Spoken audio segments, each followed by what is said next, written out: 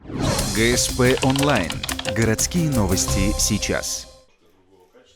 В четверг, 19 сентября, в Ухтинской больнице открыли обновленное терапевтическое отделение.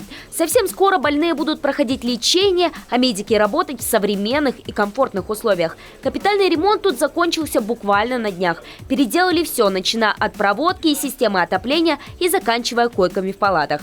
В прошлую пятницу здесь еще шли строительно-монтажные работы.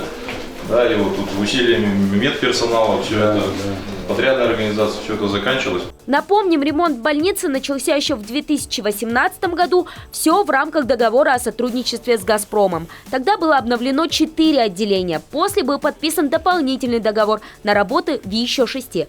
Также новый вид приобретут лестницы и фасады.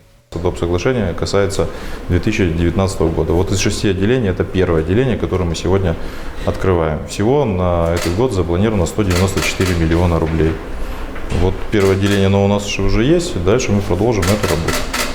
Следующим по списку станет травматология с операционным блоком. Последним будет отделение гемодиализа. По планам работы должны завершиться к Новому году. Параллельно подрядчик, осуществляющий работу по соглашению, начал обновлять Дом пионеров, приемное отделение роддома и детскую поликлинику.